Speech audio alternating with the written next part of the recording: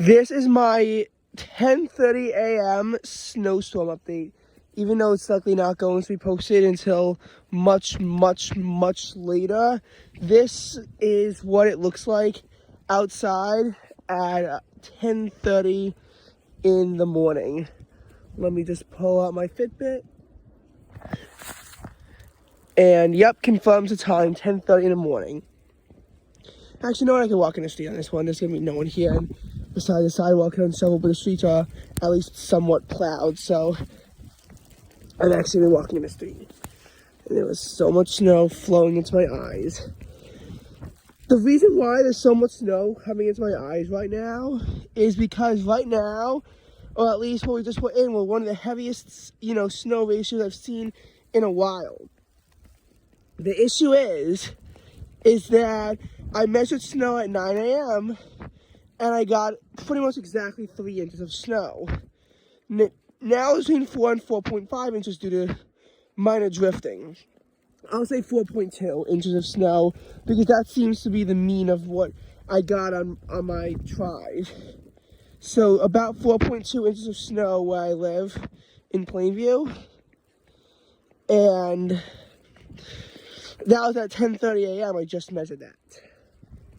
So you do the math on that one, and 1.2 inches in 1.5 hours is 0.8 inches of snow per hour. Obviously, this is a storm they were saying could bring 1 to 2 inches of snow per hour. It seems to have slightly underperformed, but being outside with 0.8 inches an hour snow rate isn't fun, and not just the mean. I assume that it was actually higher at some point, and it likely was also lower at some point. This means that with all of the snow, we officially do have our biggest winter storm in the area since the blizzard on January 29th, 2022, which was about 745 days ago. So over 2 years since we saw this kind of a storm. And at first, if you watch my short, which I don't know if I'll have to even take it down if it gets no views, but in the short, I said that we were approaching our biggest storm since February 28th, 2023. Well, we just exceeded that now. We just exceeded that. We will talk about all of that, but first of all, I want to talk about what this storm means. First of all, there's a snow day, and our school has finally changed the policy to where it's going to actually be a snow day, not a virtual day. The caveat is that May 24th is no longer a day off. We have school on May 24th. The second inclement weather to go is March 28th, which is Holy Thursday. April 30th is the third and final inclement weather day. After that, I am certain they will use virtual learning because after that, they have to scramble to find days to take out, or they have to extend school past June 26th to meet the 180-day requirement. So it's not going to be fun, which is why they are going to do virtual learning if this turns out not to be, the big event of the winter. But I think it will be. Why do I think it will be? Well, this is during one of the warmest periods where they said it was going to be most hostile to snow, but we could get temperatures to line up with the precipitation. As of now, I think it's about 33 degrees, but it's snowing so heavily that it's able to stick. You can see from the views here, number one, my camera is being clouded by the snow. But when it focuses in somewhat, you can see it. You can see that there's a winter wonderland around me. Also, work, you might be asking how that goes because I do have a shift on Tuesdays from 4 to 7. Well, the JCC at first announced last night that they were closing till 10, then they postponed opening to noon, and now to 1 o'clock. My shift is from 4 to 7, but it's in danger because they aren't going to be postponing it again. Either it happens or it doesn't. Either it happens or, it doesn't. It's going to be canceled. And I won't make the $51 that I was supposed to. Also, the plan was I only have to walk once today, and I could then go on a track before my shift where it's inside. The JCC is closed, and to meet my count, I'm going to have to go outside twice in these conditions. Temperatures will only be dropping. They actually aren't supposed to go into the 20s today. But again, with heavy snow like this, even with the lower ratios, still expect this to be a pretty big storm. In the overperformance versus underperformance category, I'm going to say the storm, obviously it's going to outperform any initial expectations of us only getting 1 to 2 inches of snow, but it's going to fall short of the final estimate. The NWS was saying that there could be 8 to 12 inches of snow, and there's no way we get that. 6 to 8, I could see us getting 6, but anything much more than that, and I strongly doubt that we're going to get anything significantly more than that. Why? Because I feel like this is a storm where we have blinding ratios, but they're going to calm down. And once this tapers off, it's going to be very hard to get any additional snow to stick. As for the official measurements, they're quite lackluster, but their last measurements that we have were also taken at 7 a.m. because either the 10 a.m. measurements didn't come in yet, or they're waiting until 1 p.m. to take measurements.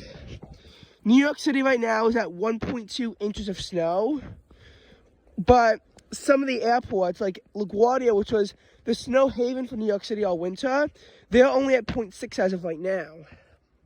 In Islip, they're at 0.1. Now, as far as the snow goes, here's what I mean by the February 28th comparison, because I know you're confused. So, January 29th brought 2 feet of snow to Islip, 17 inches of snow to where I live, and 8 inches of snow to the city. The 8-inch mark in the city could be surpassed in an absolute worst-case scenario, but I highly doubt it. But the 17 inches of snow here, the 2 feet in Islip, that will not be surpassed in this storm. Trust me on that. This is not going to be an all-time great snowstorm. It just won't.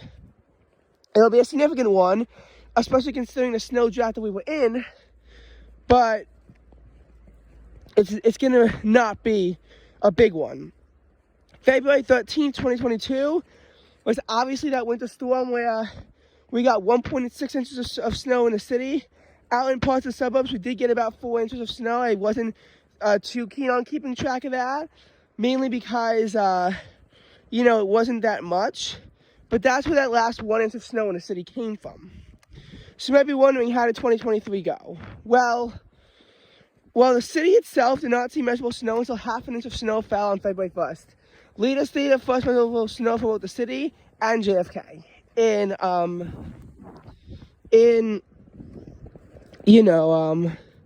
other places, they got some minor snow on December 12th, but then they had to wait until February 1st for their second round of snow. After that, there really was no more snow to speak of until February 28th, and New York City got 1.8 inches of snow. So you might ask, how come there's that longest 1-inch drought? In my opinion, it's somewhat cherry-picked. There was only 0.9 inches on each of the individual days, hence they say that it doesn't qualify as a 1-inch event. I would personally say that it does, like me personally, especially when you look at the storm that broke the 1-inch snow drought, which we'll get to. So, that was that. Most of the metro area did see 1 inch on at least one of the days. We saw 2.7 inches total at LaGuardia and Islip. So obviously in a 2-day event, you have to have it over 1 inch in one of those places. But it was still pretty lackluster. I remember where I live, I got 3.5 inches of snow. And I was counting on the storm to make it so that New York City would not have its least snowy winter on record. And it failed. And then I was hoping on March to bring some good snow. That failed too. Last winter was the least snowy winter on record in New York City. But February 28th was like the only significant snow event but since then, the storms have failed to surpass even that. And here's the thing. Here's what I want you to understand hypocrisy. So, March 7th is the last measurable snow in New York City, and we get only 0.1 inches. At JFK and LaGuardia, 0.1 comes down on the 14th, and at Newark, 0.4 comes down. Islip somehow received 1.2 inches of snow from the March 14th nor'easter because the heaviest snow fell on Long Island. Personally, I was at 0.2 to 0.3 inches of snow because I couldn't get an exact measurement because I had driver's ed when for 30 minutes the snow was actually sticking. It was very weird. You see the snow on the power lines? There was snow on the power lines. No, I meant the light bulbs. But there was no snow on like the actual ground. There was very little of it because of sun angle.